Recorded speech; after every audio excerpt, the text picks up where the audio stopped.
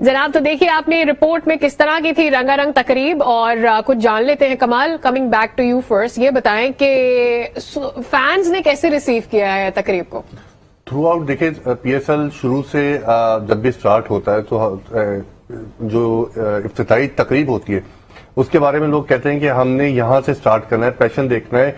Music पे पहले बात करते हैं कि म्यूजिक कैसा आ रहा है, कौन इसको लॉन्च करेगा, किस तरीके से म्यूजिक एक तराना बनेगा थ्रू आउट फेस्टिवल, क्योंकि फेस्टिवल की तरह लिया जाता है पीएसएल को। तो फेस्टिवल के जब इनिशिएट होता है तो वो इफ्तिताई तकरीब बड़ी इंपॉर्टेंट होती है। इफ्तिताई तकरीब जब इंपॉर्टेंट होती है तो उसमें लोग कहते हैं कि ये कौन सा परफॉर्म करेगा, कौन सा हमारा फेवरेट स्टार होगा जो वहां पे आएगा और हमें एक परफॉर्मेंस दे के एंटरटेन करेगा। तो आज थ्रू आउट जिस तरह डॉक्यूमेंट्री आई, डॉक्यूमेंट्री के बाद फिर सिंगर से परफॉर्म किया, जो नेशनल सॉन्ग था, पीएसएल का ऑफिशियल सॉन्ग था, उसका इनॉग्रेशन आज लाइव उन्होंने किए। फिर जिस तरह मैच चल रहा है तो लोग हर टॉपिक पे डिस्कस कर रहे हैं। थोड़ा सा सेटबैक भी है कि काफी प्लेयर्स हमारे ऐसे हैं जो क्वारंटाइन में चले गए, क्वारंटाइन में चले गए, राइट। तो about Afridi and about her एक टॉपिक में बात होती है। तो थ्रू आउट जो आज अभी इनिशिएट हुआ है, starting from the launching ceremony to players, हर एक पे बात हो रही है। राइट। अच्छा, how do you feel opening ceremony was, how was it for you? Best part was the sky diving. I think because एक तो ये है कि चले समथिंग न्यू। इससे पहले आई थिंक 2016 या 17 कौन सा था जिसमें अली जफर ने ओपनिंग की थी सॉन्ग की, तो ही केम विद जेट सूट में आया 2016। तो ये अच्छी बात है कि जब आप कर रहे हैं ओपनिंग सेरेमनी, कोई ना कोई चीज ऐसी आप लेकर आए which is not seen by the audience और बाय द पॉपुलेशन, तो उसमें ये फायदा होता है। तो जो आज स्काई डाइविंग थी, दैट वाज फैंटास्टिक। उससे एक एक न्यूनेस आई। और उसके अलावा देखिए, I was a bit disappointed, I will be very honest with you about the song, about the anthem. ये वो बात नहीं है जो आई थिंक इससे पहले जो एंथम्स आए हैं, आई डोंट नो इसका क्या रिसेप्शन हो रहा है। कमाल would know about in social media, लेकिन जो कल मैंने देखा है सोशल मीडिया में, बहुत क्रिटिसिज्म हुआ है। But having said that, I think groove मेरा पर भी तो इतनी ज्यादा तनकीद हुई थी लास्ट ईयर।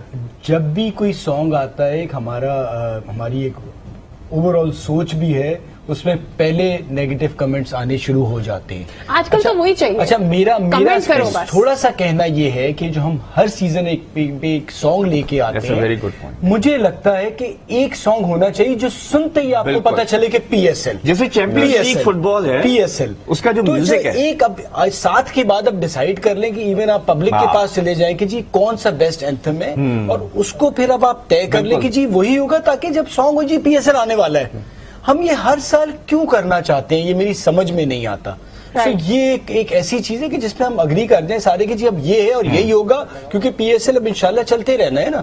सो बच्चों से लेके बड़ों तक को पता हो कि जी इस गाने का मतलब पीएसएल है।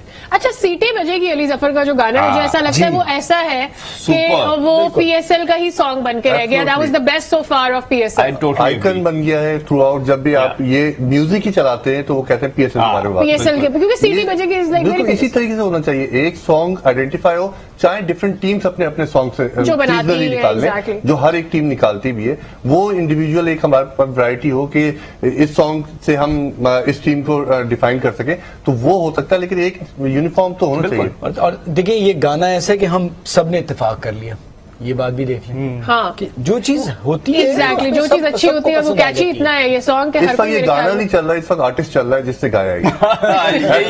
उसको लोग देखना चाह रहे हैं, उसको लोग सुनना चाह रहे हैं। इसके अलावा मेरे ख्याल से गाने में इतना दम खम नहीं है। देखिए, गाना जो है ना, पिछले साल भी जो आया था ना, जब आप सुनते हैं ना तो आपको फर्क ये देखें, पहली जब लास्ट टाइम भी जब आया था ना, उसमें फिर भी एक एनर्जी और एक्साइटमेंट थी जो इस गाने में मैं नोट कर रहा हूं। I am not a music expert ना, मुझे को इतना है।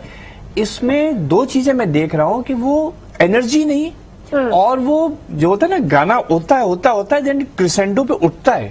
ये क्रिसेंडो पे उठा ही नहीं है, ये उसने फ्लैट पेस रखी है। जिस पेस पे शुरू हुआ उसी पेस पे खत्म हो गया। और एक और चीज जो मैंने देखा लिरिक्स में, देखिए लिरिक्स में आप आगे जाके कुछ वर्सेस देखेंगे, वो पूरा सेंटेंस उसको बोलना पड़ रहा है। तो जिसने गाना लिखा है वो ये आप फ्रेजेस में लिखते हैं। अच्छा, मैंने तो सोशल मीडिया पे ये भी कोई भी सॉन्ग के लिरिक्स जाके इंटरनेट पे देखें, 4 लफ्जों की लाइन होती है, 6 लफ्जों की लाइन होती है। तो यहाँ पे जो बोलना है, तो जब आप सिंगर को पूरा सेंटेंस बोलना पड़ता है तो वो जाहिर बात है फिर सुबह आपका मेरे float ख्याल हो से गया। हुआ ये कि बहुत जल्दी में हुआ है, बीच में डिसाइड हो रहा था होगा नहीं होगा, स्पॉन्सर अगर कोई मिलेगा तब होगा, तो जो जल्दी में होता लेकिन है जो तो वो चीज़ सॉन्ग नजर राइटर नहीं आती है। देखो, जो सॉन्ग राइटर होता है ना, उसको तो पता है कि उसने छोटे फ्रेजेस लिखने हैं, चार लफ्ज की लाइन, यू नो।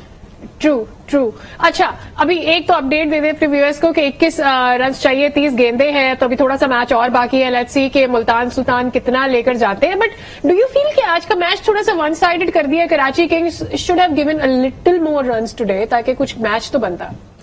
देखिए, आमिर इमाद एक तो एकदम से उन्हें पता चला कि वो नहीं हिस्सा लेंगे। दूसरा ये है कि कराची किंग्स ने जो स्टार्ट लिया था, हर प्लेयर का एक अपना रोल होता है। बाबर का रोल पता है कि वो लंबा खेलते हैं और आगे जाके स्ट्राइक रेट उनका तेज होता है। शर्जील शुरू में तेज खेलते हैं। जो मिडिल ऑर्डर आया उसको जिस तरह परफॉर्म करना चाहिए था वो उन्होंने किया नहीं। फिर 125 अगर आप रन्स पे समझ रहे हैं कि कोई मैच बनेगा, वो मुझे, क्योंकि बॉलिंग भी नहीं है आपकी, तो वो बनता नजर नहीं आ रहा। सो पहला मैच है, कंडीशंस देख रहे थे, लेकिन इतनी बुरी कंडीशंस नहीं थी कि टीम 125 And at करती। the end of the day, you're playing in your own country. मतलब सॉरी, मुझे पता है क्या लगा सादिया, कि देखिए जो पहले दो प्लेयर थे ये पाकिस्तानी प्लेयर्स थे, पिचेस के आदी हैं, उनको एक कंडीशंस का पता है। आपका 3, 4, 5, 6 आप फॉरेनर्स को ले आए, पहला मैच ऑफ द टूर्नामेंट, पहली innings, they have no clue how the और पिच ये कंडीशन उनके मुताबिक नहीं है। ठीक है। अब वो है बाउंसी पिचेस पे खेलने वाले, the ball coming on to the bat. और जो मैंने एनालाइज किया, जितने नंबर 3, 4, 5 ग्रेगरी को देख लें आप, उसके बाद जो भी बैट्समैन आए, जो आया था, उनसे गेंद जो है, एक तो जब वो पुल करने गया वो बोल्ड हो गया क्योंकि गेंद ही नहीं उठी। भाई शर्जील ने जब दूसरे ओवर में एक ड्राइव खेली है तो उसके बल्ले के निचले हिस्से पे लगी, यानी second over of the match में गेंद यूं रह रही थी। तो ये जो नंबर 3, 4, 5 आया, इनको ये चाहिए था कि कोई अपना पाकिस्तानी पावर हिटर भेज देते नंबर 3 और 4 पे। इन्होंने वही टेम्पो रखा, वही बैटिंग ऑर्डर रखा। वो फॉरेनर्स आए, पहला मैच खेल रहे हैं, उनको पिच का नहीं अंदाजा, वो अपने ऑस्ट्रेलियन पिचेस और इंग्लिश पिचेस के स्टाइल से शॉट्स खेल रहे थे, आई नहीं, बिकॉज गेंद रुक के आ रही थी। अच्छा, जब वो मार रहे थे तो या तो बल्ले के ऊपर लग रही थी या नीचे लग रही थी। अच्छा, एक और चीज होती है, देखें, जब उन्होंने क्या, रिजवान ने अकलमंदी क्या की, उसने फौरन स्पिन लगा दी। हाँ। तो स्पिन से क्या होता है कि गेंद ग्रिप हो रही थी, टर्न। अब खुशदिल शाह को फवाद देखो, जो उसने पहले ओवर में बॉल टर्न की है, एक तो बाबर आजम को बीट किया। बाबर एक्सपेक्ट ही नहीं कर रहा था कि गेंद इतनी टर्न हो जाएगी, वो खेल रहा था सीधा, बॉल गई लॉन्ग ऑफ पे क्योंकि टर्न हो गई। उसके बाद जो उस ओवर की आखिरी गेंद की है, यू नो, इतनी ब्रेक हुई है वो। तो खुशदिल शाह जो कि पार्ट टाइम बॉलर है, उसने डेविड से गेंद करा दी। तो ये मुझे वो जावेद मियादाद का दिमाग याद आ गया। 1980 में ऑस्ट्रेलिया आई थी यहाँ खेलने, उसने स्पिनर से पकड़ा था, ऐसे ऐसे लोगों से, माजिद खान से बॉलिंग करा दी थी। This is one of the things. आपको नहीं लगता है कि रिजवान ने भी सोचा सारे बॉलर लगा दो? ही यूज्ड ऑल ऑफ देम, मतलब तकरीबन सबको ही यूज उसने स्पिन शुरू में 7-8 ओवर में जो स्पिनर्स थे उसने सबको लगाया, यूज किया, कंडीशंस को जल्दी समझ लिया, सो उसी हिसाब से यूज किया। और देखें, जिसको भी यूज किया वो नजर आया ना। But Dahani also give them a wicket, so हाँ, धानी ने भी दिया। फिर उसके बाद आपने हर बॉलर को इस्तेमाल, स्पेशली आप देखें कि आपने खुशदिल से उसने उस वक्त पे बॉल कराया, बाबर को बॉल कराना था, तो उसे पता था कि इस वक्त कंडीशंस जो है वो सपोर्ट करेंगी। सो वहां पर लेके आना तो कप्तानी की दाद धानी है तो वर्ल्ड क्लास बॉलर हो गया। अभी हमने उसको वर्ल्ड क्लास में खिलाया नहीं है, बट इज बॉलिंग वेल। उसका वो भी एक अलग पॉइंट है कि खिलाना है कि नहीं खिलाना, कब खिलाना। जब तक बल्लेबाज इतने कंफ्यूज हो चुके थे कि वो दहानी को अगर मानने भी जाते, Dahani is a difficult bowler to hit, और दहानी की नॉर्मली गेंद यहाँ आती है, वो बाउंस करता है, उसकी भी गेंद नहीं उठ रही थी। तो दूसरा ये था कि देखिए, पावर प्ले के बाद तो आपके फील्डर्स खड़े हो गए ना बाहर। अब होता ये है कि जब स्लो पिच होती है तो आपने को जो एक रिफ्लेक्स एक्शन होता है ना, आपको ये तो पता है कि गेंद यहाँ आ रही है और आपकी एक नजर होती है गैप के ऊपर। लेकिन जब पिच स्लो है तो आपको जितनी देर आप बल्ले को निगोशिएट करेंगे उतनी देर आप प्लेसमेंट नहीं कर सकेंगे, बिकॉज आपकी नजर यहां ज्यादा है। क्योंकि lot of batting is reflex तो एक्शन। कमाल, आज मैच शुरू होने से पहले कंसिडरिंग कि कराची का मैच, कराची में खेलने वाली team Karachi Kings was the most favourite, या फिर पिछले सीजन से चलता आ रहा है मुल्तान का जो हाई है उसका पल्ला भारी है, क्या ट्रेंड रहा है आज? आज पाकिस्तान बहुत प्रिपेयर था पीएसएल के इनॉग्रेशन के लिए। उसके बाद जब बाबर ने स्टार्ट लिया है, कराची की टीम मैदान में उतरी है, तो कराची की ऑडियंस वहां पे और उसके बाद जो सोशल मीडिया पे थी, सब कराची किंग्स को सपोर्ट कर रही थी, ओवरऑल चीयर्स कर रहे थे। बाबर ट्रेंड पे रहे, उसके बाद इमाद के बारे में बात होती रही, आमिर के बारे में बात होती रही, शर्जील के बारे में बात होती रही। सेंटिमेंट्स जो थे वो यही थे कि हमें प्लेयर्स परफॉर्म करते हुए दिखाएं पाकिस्तान के लिए। जो एनर्जी इन्होंने अभी T20 वर्ल्ड कप में दिखाई है, उसके बाद जो डिफरेंट टूर्नामेंट्स हुए हैं, उस टूर्नामेंट्स को कंटिन्यू करते हुए पाकिस्तान पीएसएल में भी इसी तरह से परफॉर्मेंस होती रहे। अच्छा, इस कंडीशन में ना मेरे ख्याल से जब आप जाते हैं 2-3 ओवर में अंदाजा हो जाता है, तो जो मैनेजमेंट बैठी हुई है उसे एक टारगेट सेट कर लेना चाहिए कि हमारे बॉलर्स कितने रन पे हमें मैच बचा देंगे, जितवा देंगे। सो विकेट कंडीशन को देखते ही था कि 140-45 हमने किए तो हमारा चांस बनेगा। आप अभी भी देख लें, 20 रन अभी आप लगा दें, 16 ओवर हो गए हैं, तो आप मैच जीतने के करीब है, उन्हें मुश्किलात होंगी।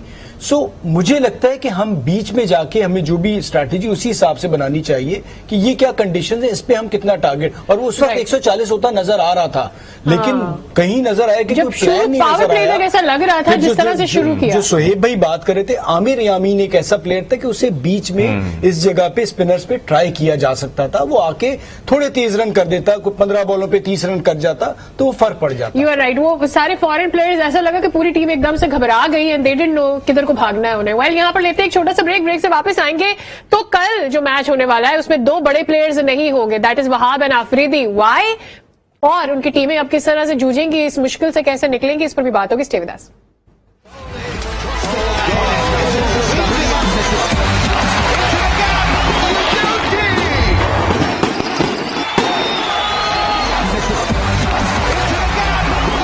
Welcome back again. तो बात हो जाए आज के मैच की, जो कि जीत लिया है मुल्तान ने। पलड़ा पहले से ही भारी था, पिछले सीजन की सारी ताकत कैरी करके आगे आ रहे थे। कराची की बॉलिंग के ऊपर पहले ही डाउट थे, और उसके बाद हमने देखा कि उनके कोई भी फॉरेन प्लेयर चले नहीं, तो 7 विकेटों से मुल्तान की टीम जीतने में कामयाब हो गई। स्कोर रहा कुछ ऐसे कि पहले बैटिंग की कराची किंग्स ने दावत दी थी मुल्तान ने बैटिंग करने की, और शर्जील ने अच्छे रन बनाए, बाबर आजम ने अच्छा स्टार्ट दिया, लेकिन उसके बाद क्या हुआ, उसके बाद विकेटें गिरती चली गई और इमरान ताहिर ने ले ली 3 विकेटें।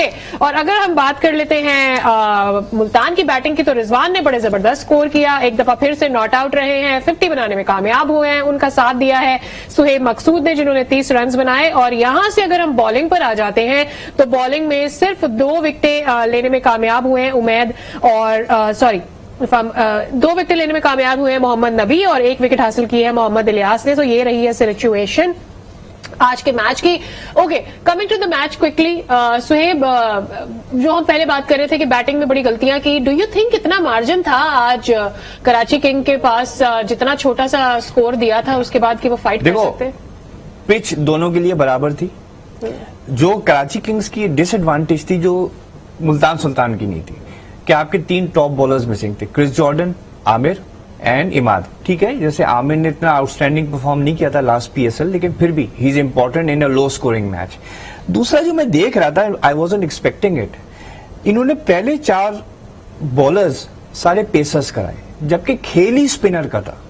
एंड आई वाज वंडरिंग कि ठीक है, ताहा इनएक्सपीरियंस्ड है, पावर प्ले के बाद उसको लाए। आप देखें नबी को कितना लेट लाए। तो मैं ये एक्सपेक्ट कर रहा था कि जैसे पावर प्ले खत्म होगा ना फवाद, मैं एक्सपेक्ट ये कर रहा था कि ये फौरन नबी और ताहा को लगा देंगे। सही। अब देखिए, नबी को जब लाए, उसने 17 रन दे के 2 विकेटें हासिल की, 2 for 70। इमेजिन नबी को आप 7, 9, 11, 13 ओवर देना चाहिए था, बिकॉज जब आपका टोटल छोटा होता है, you need wickets, right.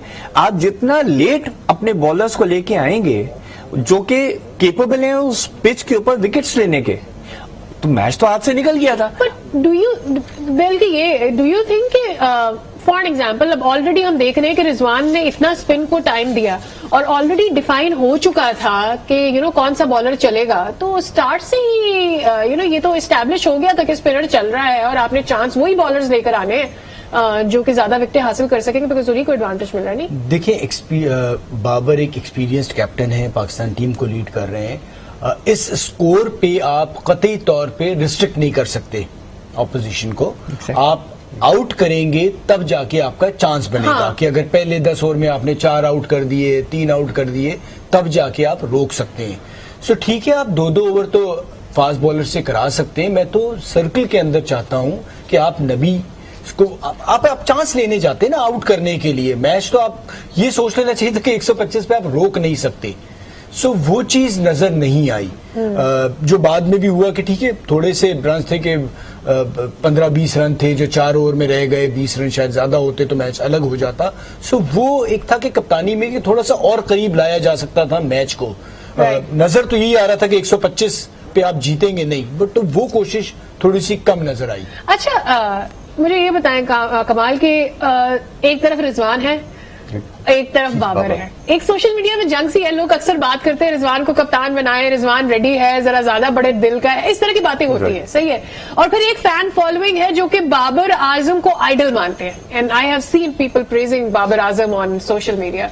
So do you feel कि कहीं ना कहीं ये फाइट इनसाइड चले, आपस में दोनों के भले ना हो, they respect each other, but do you feel ये फाइट रहती है कि Rizwan has been doing much? Because मुझे ऐसा लगता है कि कुछ लोग ऐसे भी हैं जिन्होंने वर्ल्ड कप जो अभी हुआ है उसमें दे थिंक के Rizwan has a bigger heart, and true जो स्टार था वो रिजवान था वर्ल्ड कप का। सो यू फील कि सोशल मीडिया पे भी ये रहता है? देखिए, सोशल मीडिया पे एक होता है फैन और एक होता है ट्रॉल। फैन जो होता है वो आपको सपोर्ट करता है, नंबर 1 नंबर 2 दोनों हैं, बाबर और रिजवान दोनों नंबर 1 और नंबर 2 पे चल रहा है। दोनों को सपोर्ट करते हैं, दोनों बहुत हम्बली खेलते हैं, मतलब हर एक को सपोर्ट करते हैं। कोई बाबर के सामने कोई प्लेयर आए तो उसके साथ अच्छी पार्टनरशिप करते हैं। सिमिलर विद रिजवान भी इसी तरह से परफॉर्म करते हैं। ट्रॉल जो होता है वो ट्रॉल ये कोशिश करता है कि अपने फेवरेट प्लेयर को मोस्ट डिफेंसिव पोजीशन पे लेके आए कि वो कैप्टन बन जाए, जो उनकी चाहत है, जिस तरीके से वो चाह रहे हैं, जो ट्रॉल की चाहत है, वो चाहते हैं कि बाबर को आ जाए, बाबर एज अ कैप्टन चले, रिजवान एज अ कैप्टन चले। Nobody wins, nobody wins, because इसमें तो नंबर 1 नंबर 2 की जंग चल रही है ना। जंग क्या है, दोनों आपस में ही शेयर कर रहे हैं। जब भी क्रिकेट होती है मैंने देखा hashtag Babar Azam, hashtag Rizwan is always there. अभी भी रिजवान, सॉरी यस। मैं सिर्फ ये कहूंगा, हमारी क्रिकेट जो है ना, सोशल मीडिया तो अब आया है कुछ सालों पहले, इस क्रिकेट को तबाही इस जंग ने किया जो वाइस कैप्टन कैप्टन बनने की जंग रही माजी में। एक कप्तान बनता नहीं था तो एक ग्रुप मीडिया में कहीं खबर लग के वो शुरू कर जाते थे, तो वो डिवाइड एक आ जाता था। और ये टीम गेम है, हमें ये सीखना पड़ेगा, एक्सेप्ट करना पड़ेगा। ये जो हमारा असल में पूरा एक कौम का प्रॉब्लम है ना, कैप्टन कौन है, टॉप पे कौन है, ये एक टीम गेम है। हर किसी का अपना रोल है। इंडिया में लंबे अरसे नहीं, बट लंबे अरसे के लिए कप्तान रहे हैं। हमारे यहाँ कप्तान 2 सीजन चलता है, हम एक नए कप्तान को बनाना शुरू कर देते हैं। इंडिया में जो ये प्रॉब्लम थी ना, वो 90s में थी। कभी अजहर, कभी कपिल, फिर उसके बाद अजहरुद्दीन को दोबारा कप्तान बना, फिर कभी तेंदुलकर आ गया, कभी गंगुली आ गया। अभी भी रोहित के ऊपर और विराट के ऊपर बड़ा चलता है। 7 years, you see, it's after 7 years. For 7 years, Kohli was a man to look. But would you give Misbah credit? लोग कहते हैं रिजवान को ऊपर लेकर आया है। नहीं, ये बात सही है। I am no great fan of Misbah when it comes to coaching, but as a batsman and as a captain उसने बड़ी अच्छी पोजीशंस एक्सप्लॉइट की। सईद अजमल को मिसबा लेकर आया था, ठीक है। ऑल्दो 2009 में आ गया था सईद अजमल, लेकिन जिस तरीके से मिसबा ने उसको हैंडल किया है, ठीक है, तो मिसबा को बहुत क्रेडिट जाता है कुछ प्लेयर्स के बारे में। लेकिन रिजवान को जो वो लेके आए, रिजवान तो 2016 में आ चुका था। हारिस रऊफ भी तो अभी लोग कहते हैं 2016 में रिजवान आ चुका था। 2015 में वर्ल्ड कप के बाद जब सरफराज अहमद ने जो परफॉर्मेंसेस दी श्रीलंका जाके, 2 टेस्ट मैचेस में 4 इनिंग्स में आई थिंक उसकी 3 50s थी, ठीक है। एक तो 95 थी, एक में शायद वो 100 भी कर गया था। तो द फैक्ट इज कि Rizwan was already there much before Misbah. लेकिन all I am saying is कि सरफराज जब जरा सा लो हुआ, वहां पे रिजवान को आगे लाना और रिजवान को ओपन करवाना, रिजवान को ओपन कराने का decision at the international level ये था। वरना जो मैंने रिजवान से एक दफा सुना था, if I am wrong correct मी, उसने शायद बासित का जिक्र किया था, because Basit Ali SNGPL team का कोच था। तो बासित ने रिजवान से कहा था तुम ओपन करो in white ball cricket, T20 में। उसके बाद मिसबा ने वहां से क्यों लिया, बिकॉज मिसबा भी SNGFL में रह चुका था, और जब मिसबा कोच बना तो उसने रिजवान से ओपन करवाया, and that turn around everything. Right, अच्छा अभी हमें ब्रेक पर जाना है। ब्रेक पर जाने से पहले क्विकली बताएं कि आप तीनों का मैन ऑफ द मैच कौन है? इज इट रिजवान और ताहिर? इमरान ताहिर। Yours? इमरान ताहिर। इमरान ताहिर। ये क्या बात है, मुझे चूज करना पड़ेगा किसी एक को, so I'm going to take Rizwan, you know. Let's take a quick break, coming back.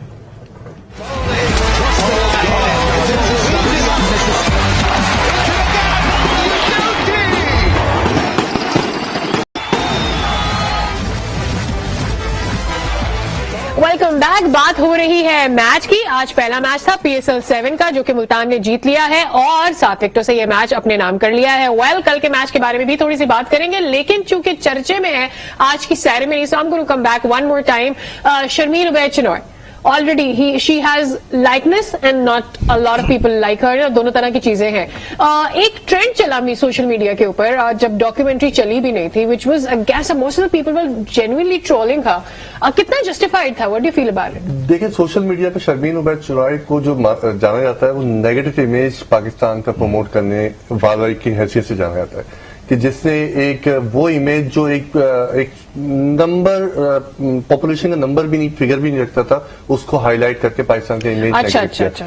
तो अब जब हमारे पास आज की इनॉग्रेशन सेरेमनी में नाम आया कि हम PSL की हिस्ट्री अच्छा, कुछ बताएंगे। एक चीज भी है, डू यू फील के सम ऑफ द प्लेयर्स जिनका थोड़ा सा जिक्र होना चाहिए था, शायद वो थोड़ा रह गया था, बट अदरवाइज तो इट वाज ऑल गुड। देखिए, बदकिस्मती ये है कि जब हम तारीख की बात करते हैं तो अक्सर हम तारीख में ये देख रहे होते हैं कि हमें खुश किसे करना है, रादर के हम सही तारीख बताएं। आज जो तारीख बताई गई, बहुत से लोगों का जो जिक्र आया, बिल्कुल उनका जिक्र बनता था, लेकिन कुछ लोगों का नहीं आया। हफीज कारदार साहब का एक बहुत बड़ा जिक्र आना चाहिए। 2009 का वर्ल्ड कप यूनुस खान ने जितवाया था, आपने उसे उस तरह से हाईलाइट नहीं किया। एक तरफ तो हम एक वर्ल्ड कप को इतना चढ़ा रहे हैं, T20 क्रिकेट हो रही है, तो उस पे भी बात होनी अच्छा, चाहिए। मुझे ऐसा लगता है कि थोड़ा सा ना PSL का जिक्र भी ज्यादा होना चाहिए। Would have been more fun because 7 seasons हो गए हैं, ऊपर नीचे होती रही हैं चीजें। मेरे ख्याल में लीग के अंदर इसका जिक्र भी होता तो बड़ा अच्छा बात भी हो रही थी, ये तो documentary should have been on PSL। Right. PSL 7 launch कर रहे हैं, लास्ट 6 PSL के ऊपर डॉक्यूमेंट्री कर लेते, वो तो कभी भी बन सकती है हिस्ट्री ऑफ पाकिस्तान की। have we learned, मतलब हमने पिछले सालों से जितने भी हमने सीजन, लाइक 7 सीजन हमने कर लिए हैं, opening ceremony and the song, title song, टीमों के अपना जो किट है और एवरीथिंग है, जब हम इंटरनेशनल लीग्स को देखते हैं, उसके मुकाबले do you think we have come a long way? हमने सीखा तो है ना? सीखा है, लेकिन मैं आपको एक बात बताऊं, IPL, BBL कहीं ओपनिंग सेरेमनी नहीं होती। एक तो मेरी ये समझ में नहीं आता कि हम ओपनिंग सेरेमनी रखते क्यों हैं। Right. ओलंपिक्स में होती है, वर्ल्ड बट हमारे यहाँ कोई और इवेंट भी तो नहीं होता, सुहेब, ये भी तो एक मसला है यही ना। तो मैं आपसे कहना चाह रहा हूँ ना, आइदर डू इट वेल और डोंट डू इट। Alright. अच्छा, और जैसे अभी कमाल ने बड़ा अच्छा पॉइंट कहा, आई थिंक फवाद ने भी बोला, मेरी भी ऑफ एंड ऑन ये फीलिंग रही है, why have an anthem every year? आप एक एंथम ले जो बेस्ट एंथम लास्ट 6 में हुआ है, जैसे सीटी बजेगी, इतना फेमस हुआ है, ठीक है ना? तो I think will move on because we have very less time. कल के मैच के बारे में बात कर लेते हैं। एक चीज जरूर मैं बता दूं, जो हमारा प्रॉब्लम है कि हमारी कंसिस्टेंसी नहीं है PSL के हवाले से। जो बोर्ड आता है उसके हिसाब से एक नई प्लानिंग स्ट्रेटेजी, PSL की एक अलग टीम होनी चाहिए जो सिर्फ PSL को देखे। राइट, उसके अंदर वो चेंजेस ताकि उनका एक माइंड फ्रेम, टीम एक ही कंसिस्टेंसी चले। ये ना हो कि अब नया चेयरमैन आ गया तो फिर नई स्ट्रेटेजी और नई प्लानिंग और डिफरेंट सोच आ गई, वो जरूरी है। अच्छा, अब कल के मैच के बारे में बात कर लेते हैं। सबसे पहले तो किट नहीं आ गई है क्वेटा की, if you know about it, और किट को कैसे रिसीव कर रहे हैं लोग? क्वेटा ग्लैडिएटर की नई किट को कुछ डिफरेंट है थोड़ी सी? क्वेटा ग्लैडिएटर, पेशावर ज़ल्मी, ये दो ऐसी टीम्स हैं जो कुछ ना कुछ नया करते हैं हर सीजन में। ट्रेंड सेटर्स हैं। जिस तरीके से आज हमारी यहाँ ओपनिंग सेरेमनी में ट्रेंड सेटिंग बनी पैराग्लाइडर, इसी तरीके से ये दोनों टीमें कुछ अपनी किट्स में चेंजेस करते हैं, किसी चीज में, गानों में चेंजेस करते हैं, अपनी हर एंथम में इंगेजमेंट रखते हैं ऑडियंस के साथ, अपने जो स्पेक्टेटर्स हैं उनके साथ इंगेजमेंट रखते हैं कि कोई ना कुछ नया लेके आ रहे हैं हम लोग। राइट।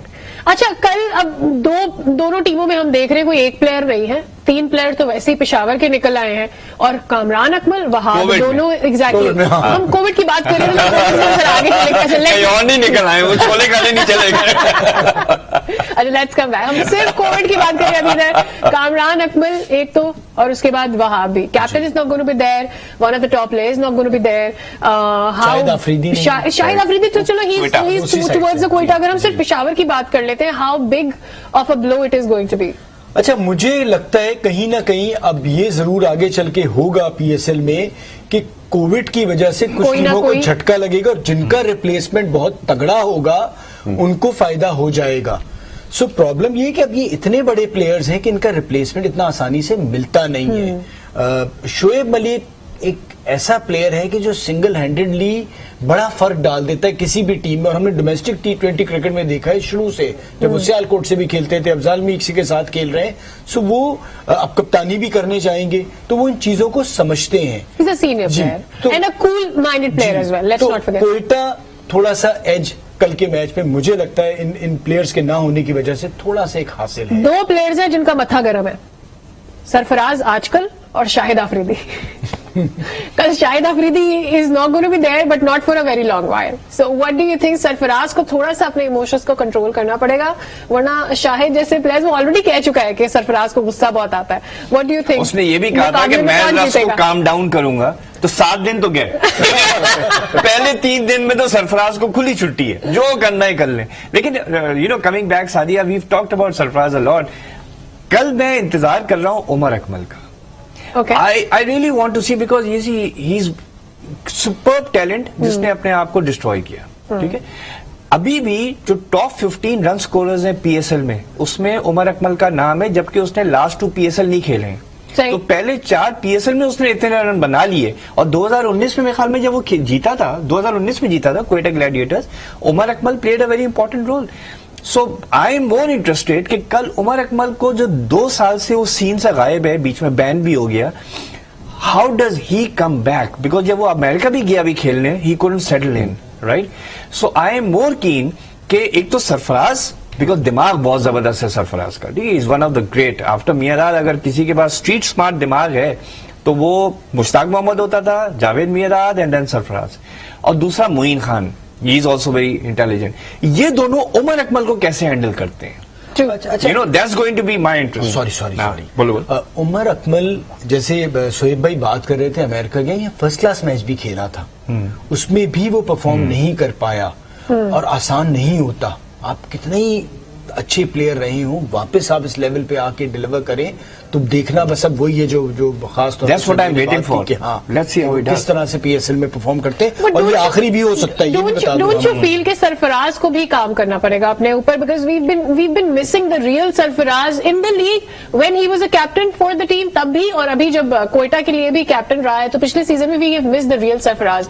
Don't you feel कि वो फ्रस्ट्रेशन उसकी बहुत ज्यादा बाहर आ रही थी? You feel कि उसने कंट्रोल किया होगा, या are you looking for new Sarfaraz this season? देखिए, मैं नए सरफराज नहीं, मैं बेसिकली पुराना सरफराज चाहता हूँ। The fighter Sarfaraz. सरफराज को मैं बचपन से देख रहा हूँ, सरफराज हमेशा लड़के खेला है। आज हम बात करते हैं ना, रिजवान ने सरफराज की जगह, जब सरफराज कामरान अकमल के ऊपर आया था ना, वो भी एक आसान वक्त नहीं था। किस तरह से वो आया था, उसे वही सोच लेके आनी होगी कि वो किसी से compete नहीं कर रहा। वो सरफराज अहमद जो सिंगल हैंडेडली मैच जिताता आया है, वो अभी भी कर सकता है। तो अपने ऊपर कॉन्फिडेंस सरफराज को लेके आना चाहिए, और वो लाएगा, उसमें सारी पोटेंशियल मौजूद है कि वो Right. डिलीवर करे। लेकिन वो जो आपका सवाल है ना, he is not going to change, because Sarfaraz Ahmed खुद कह चुका है इंटरव्यू में, जब वो लास्ट टाइम भी हुआ, उसने कहा मैं ऐसे ही कप्तानी करूंगा, मैं ऐसे ही फील्ड में चीखूंगा, ये मेरा स्टाइल है। अब ये सरफराज अहमद खुद कह चुका है, so Right. I don't expect much to change. Well, at least हम होप कर सकते हैं कि हमें बेटर क्रिकेट देखने को सरफराज से मिलेगा, because that is what people are looking for. When they want to turn their TV on, they want to see Sarfaraz who is performing. That's all that matters. कल की टीम के लिए who do you think is the most favorite amongst the two? Peshawar या फिर Quetta? Is it too early? Fan तो दोनों के बराबर ही हैं तकरीबन। एक कोयटा को ज्यादा फेवरेट कर रहे हैं क्योंकि पेशावर को सेटबैक आया है, तो कोयटा की तरफ ज्यादा लोग देख रहे हैं कि कोयटा शायद। और बूम बूम की अपनी भी एक फैन फॉलोइंग है, probably that is going to also toss carry जी बड़ा forward. इंपॉर्टेंट रोल करेगा। Again, बहुत- लेकिन लास्ट देखो, लास्ट पीएसएल 6 में पहले 13 मैचेस वो one by the side batting second. आज भी मैं यही नोट कर रहा था, आज जितना आप डिले करते जाएंगे, खैर फ्राइडे को ही मैचेस हैं 8 बजे, वरना तो 7 बजे मैचेस हैं, लेकिन 8-9 बजे तक विंटर का सीजन है, ड्यू आ जाएगी। कराची में वैसे भी ड्यू तो होता आई है। हैव अ फीलिंग कि ये वही उसी तरफ जा रहा है। आईपीएल में भी यही बात है, दुबई में वर्ल्ड कप में भी यही बात है, the side batting second due का तो है, लेकिन एक और वो अपने आप को पेश कर सकते हैं। नॉट टू फॉरगेट ना, T20 में टाइम ही कितना होता है, शाम के अंदर ही मैच होना है और शाम में ही दोनों टीमों ने क्योंकि खेलना है, तो वो अब जो दोनों के process लिए आ गया है रहेगी। ना कि आपके पास जब से पावर हिटर्स आए, you can pace your innings any time. आप जब चाहे अपनी इनिंग्स को एक्सेलरेट कर सकते हैं। तो the side batting second has the advantage. Once again toss decides who is going to win. Well, कल देखते हैं कि टॉस फायदा देता है या जो प्लेयर्स मिसिंग है दूसरी टीम को उसका फायदा होता है। एक तरफ शाहिद आफरीदी नहीं है, दूसरी तरफ कैप्टन खुद नहीं है, कामरान अकमल भी प्ले नहीं कर रहे हैं, तो जो भी सब्स्टिट्यूट आ रहा है, Shoaib Malik as a captain क्या कर सकते हैं। कल के मैच के लिए जो पोस्ट मैच रिव्यू होगा, हमारे साथ यही पैनल मौजूद होगा, हम शेयर कर रहे होंगे। तो रोजाना अब आपने ट्यून इन कर लेना 11 बजे, कुछ क्रिकेट हो जाए। स्टे विद अस, कल फिर हाजिर होंगे। Bye bye.